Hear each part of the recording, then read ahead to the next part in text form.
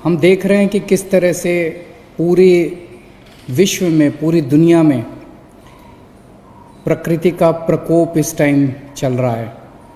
पूरी दुनिया के अंदर कोरोना की वजह से लोग दुखी हैं। प्रकृति के सामने सब लोग बेबस हो जाते हैं। कितने शक्तिशाली देश, America, Spain, England, France, Italy, आज से 3-4 महीने पहले आप सोच सकते थे कि एक ऐसा टाइम आएगा जब इतने शक्तिशाली देशों के अंदर इस तरह की महामारी फैलेगी, पूरे विश्व के अंदर इस तरह की महामारी फैलेगी कि लोग इतने बेबस हो जाएंगे प्रकृति के सामने। हम सोच भी नहीं सकते थे। हम इसे प्रकृति बोल लें, हम इसे अल्लाह बोल लें, हम इसे ईश्वर बोल लें, हम जो मर्जी बोल लें, लेकिन प्रकृति बहुत शक्तिशाली है और इंसान उसके सामने बेबस हो जाता है। और इतिहास में हमने देखा है कि जब जब इंसान ने प्रकृति के नियमों को नहीं माना, तब तब प्रकृति ने अपना प्रकोप दिखाया है।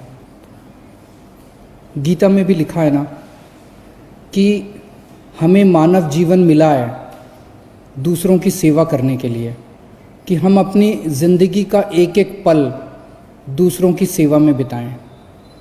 और अगर कोई हिंसा फैलाता है, नफ़रत फैलाता है, तो वो प्रकृति के खिलाफ काम करता है, वो ईश्वर के खिलाफ काम करता है, वो अल्लाह के खिलाफ काम करता है।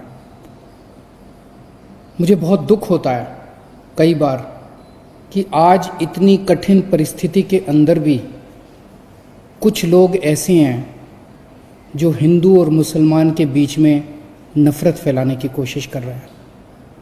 सोशल मीडिया पे मैं देखता हूँ कि इतने नाजुक दौर से जब पूरी दुनिया गुज़र रही है, इतने नाजुक दौर से जब अपना देश गुज़र रहा है, तब भी कुछ लोग हिंदू और मुसलमान भाइयों के बीच में नफ़रत फैलाने की कोशिश कर रहे हैं। उस किस्म के वीडियो डालते हैं, उस किस्म का सब कुछ चीज़ें डालते हैं सोशल मीडिया के अंदर, लोगों में नफ़रत फैलाने की कोशिश करते हैं। ये प्रकृति के खिलाफ है। प्रकृति ऐसे लोगों को कभी माफ़ नहीं करेगी। हमारा देश आगे बढ़ेगा जब ये पांचों उंगलियां एक मुट्ठी की तरह एक साथ काम करेंगी। जो लोग हिंदू और मुसलमान के बीच में नफ़रत फैलाने की कोशिश करते हैं, वो केवल प्रकृति के खिलाफ काम नहीं कर रहे, वो भारत के साथ भी गद्दारी कर रहे हैं, देश के साथ भी गद्दारी कर रहे हैं। सभी धर्म और सभी जातियों के लोग जब मिलके एक साथ एक मुट्ठी की तरह काम करेंगे, तभी देश आगे बढ़ेगा, तभी इंसानियत आगे बढ़ेगी, तभी मुल्क आगे बढ़ेगा और तभी हम कोरोना से लड़ पाएंगे। पिछले कुछ दिनों में दिल्ली में कोरोना के केस काफ़ी तेज़ी से बढ़े हैं। मैं देख रहा था डेटा, 9 अप्रैल को जैसे केवल 51 केस बढ़े थे, 10 अप्रैल को 183 केस बढ़ गए, 11 अप्रैल को 166 केस बढ़ गए, 13 अप्रैल को कल 356 केस बढ़ गए।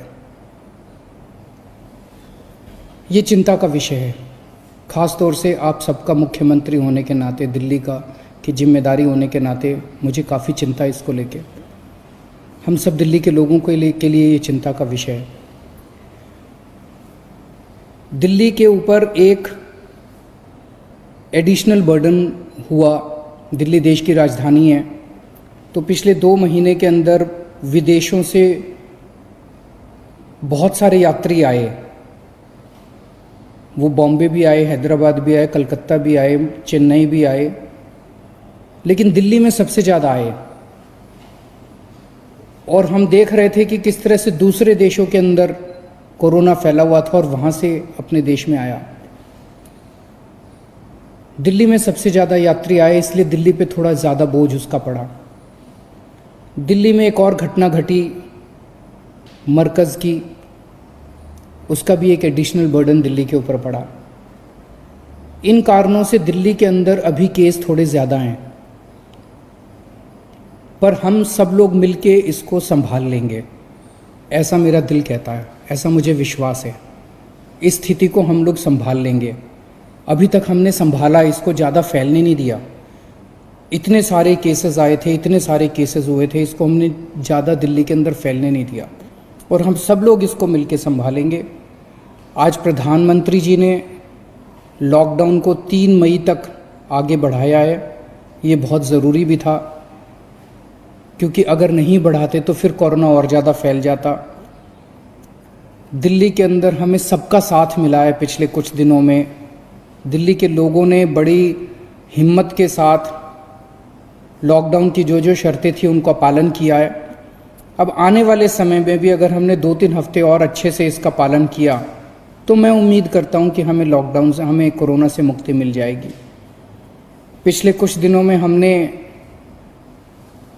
कंटेनमेंट जोन्स बनाए हैं खूब सारे, 47 कंटेनमेंट जोन, मतलब जिस इलाके में 3 या 3 से ज़्यादा कोरोना के मरीज़ मिलते हैं तो उस पूरे इलाके को हम सील कर देते हैं। उस इलाके के बाहर किसी को नहीं जाने देते और इस इलाके के अंदर किसी को नहीं आने देते। उस इलाके को सारे को सैनिटाइज करते हैं। और भी कई सारे कदम, ऑपरेशन शील्ड वहाँ पे लागू किया जाता है जो बेहद सक्सेसफुल है, ताकि वहाँ पे और कोरोना के पेशेंट ना फैल सकें। पूरी दिल्ली के अंदर सैनिटाइजेशन के लिए 60 मशीनों का हम इस्तेमाल कर रहे हैं। इनमें से 10 मशीनें हमने जापान से मंगवाई हैं।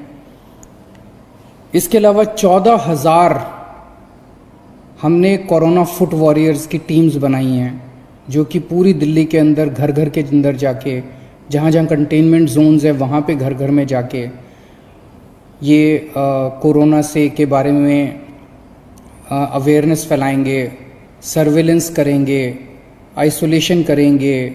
कई सारे काम इन 14,000 टीम से करवाए जाएंगे। तो बहुत सारे कदम हम सब लोग मिलके उठा रहे हैं। आप सब लोगों को बहुत तकलीफ़ हो रही है, मैं जानता हूँ, मैं समझता हूँ। और अगर इस वक्त हम लोगों ने अनुशासन में रह के इस तकलीफ़ का सामना कर लिया तो मैं उम्मीद करता हूँ कि जो हालत बाकी दुनिया के देशों की है, ऐसी हालत अपने देश की नहीं होगी और हम कोरोना से मुक्ति पा पाएंगे। कंटेनमेंट जोन्स के अंदर कल मैंने मनीष सिसोदिया जी को भेजा था वहाँ का मुआयना करने के लिए। उन्होंने आके पूरी रिपोर्ट मुझे दी है। कल मैं भी जाऊँगा कुछ कंटेनमेंट जोन्स का मुआयना करने के लिए और देखने के लिए कि सब लोगों को सहूलियत मिल रही है, सब कुछ ठीक ठाक है कि नहीं है। ऑटो के ड्राइवर्स, ग्रामीण सेवा के ड्राइवर्स और भी कई सारे जो पब्लिक सर्विस व्हीकल्स हैं, इनके ड्राइवर्स के लिए हमने 5-5 हज़ार रुपये उनको देने के लिए योजना चालू कर दी है। मेरे पास कुछ लोगों की शिकायतें आई हैं कि वो शायद वेबसाइट पे बहुत बिज़ी चल रही है। उसका कारण ये है कि हज़ारों लोग एक साथ उसके ऊपर लॉगिन करने की कोशिश कर रहे हैं। मेरी सभी ड्राइवर भाइयों से निवेदन है, आप चिंता ना करें, 1-2 दिन रुक जाएं, सबको पैसे की सहायता दी जाएगी, किसी को नहीं रहने देंगे। तो 1-2 दिन बाद आप लोग कर ले, एक साथ अगर आप करेंगे तो उसका सर्वर डाउन हो जाता है। तो हम सब लोग मिलके इसका कोरोना का सामना करेंगे। आप सब लोगों का बहुत बहुत शुक्रिया।